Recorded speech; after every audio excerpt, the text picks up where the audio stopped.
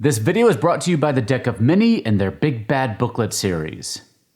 Hello and welcome back to the Gallant Goblin. Today we're taking a look at the new Pathfinder adventure path, Agents of Edgewatch, and particularly the first book in the series, Devil at the Dreaming Palace, written by James L. Sutter. The cover art here is by Szechuan Lee. Many thanks to Paizo for sending us a copy to review. If you're not familiar with Pathfinder at all, stay tuned. It's a great time to jump aboard, and I'll let you know exactly what you need to get started. If you're already familiar with Pathfinder, use the timestamps in the video description down below to jump ahead a minute or two to the full review. Very briefly, Pathfinder spun off of D&D some years ago and now offers a different take on the same style of tabletop RPG gameplay. D&D tends toward more simple, streamlined gameplay and is therefore more accessible to new players. But once you've gotten your sea legs, Pathfinder just blows the doors open to character customization and lets you create a character that's very uniquely your own. Pathfinder also has its own very interesting lore and setting, which I honestly find more compelling than D&D's. To get started with Pathfinder as a player or a GM, you just need the Pathfinder 2nd Edition Core Rulebook. It's basically a combination of the Game Master's Guide and the Player's Handbook. If you're watching this video shortly after we publish it, I recommend you check out the link to the current Pathfinder Humble Bundle, which includes not only the core rulebook, but all sorts of lore and maps and tools to get started with Pathfinder for a very low price. And you'll be helping out some charities. Stories in Pathfinder are often told in adventure paths. These are monthly softcover books that tell a campaign across several volumes. Agents of Edgewatch is a campaign that will be released monthly from now until the end of the year. It's a campaign that will take you from level 1 all the way to level 20, which is something not really available in most official D&D books at this time. This first book, Devil at the Dreaming Palace, will take you from level 1 to 4. It's just under 100 pages long. We'll start with non-spoilery information, but at some point I'll tell people who are planning to engage with this adventure as players to tune out. Agents of Edgewatch allows you to assume the role of city guard agents in the newly established division of the Absalom City Watch. As such, everyone really should be playing lawful good characters interested in upholding the law while helping the citizens of Absalom.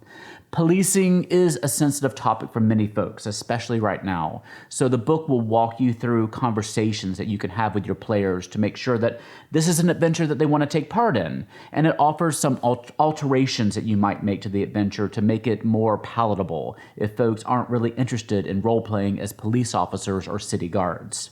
The fourth and final chapter in the book also contains elements of horror, such as the depiction of serial killers, torture, voyeurism, and violence against children. So be sure that those topics are not off limits for your players, though the book does specifically call out where those sensitive topics occur in the story, so you can alter them or excise them entirely if you'd like. The adventure does emphasize that watch agents should only be dealing non-lethal damage, and it removes the penalties that are generally there when you choose to deal non-lethal damage. It also introduces new magic items and tools to help you apprehend those foes in a less violent way. Finally, de-escalation of conflicts is emphasized, and if you're able to diffuse a situation with your diplomacy or your intimidation skills while avoiding conflict entirely, you will still get all the XP rewards that you would otherwise get from combat. I mentioned that most characters should be lawful good, but it's also mentioned in there that you can have chaotic good characters who operate a little bit on the outside of the law. You just have to be a little bit careful with that, and then you have to kind of walk a fine line. The only potentially problematic element that I see in the book is that most of the loot in the game still comes from confiscating the belongings of criminals that you apprehend, which is very much on par for an adventure like Pathfinder or D&D, but I feel it's a little bit off in this adventure. I wish that there was maybe an alternative loot system that was developed for this adventure specifically, but you as a GM can maybe implement something yourself if you find yourself a little bit uncomfortable with just taking the belongings of the people that you apprehend.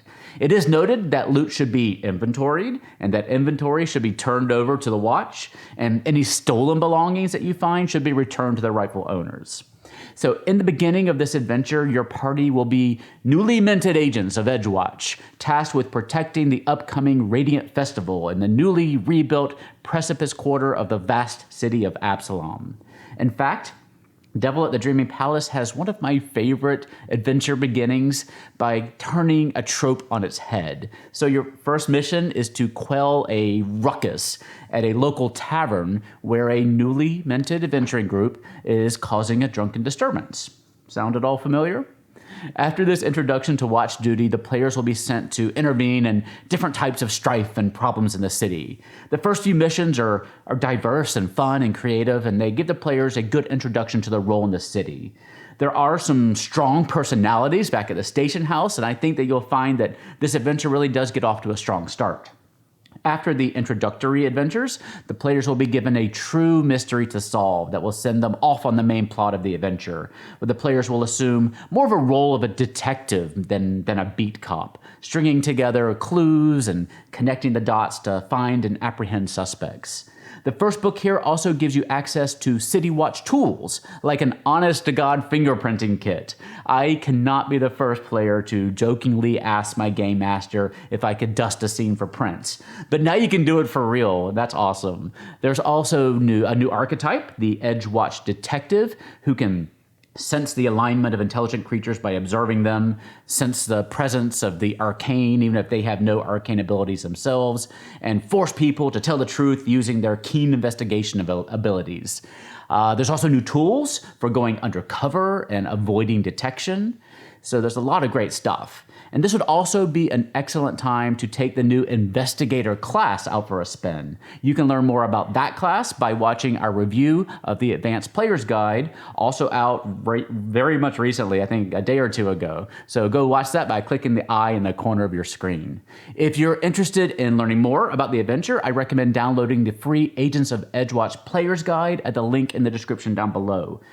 It'll walk you through what to expect and how to create a character that will fit into the setting.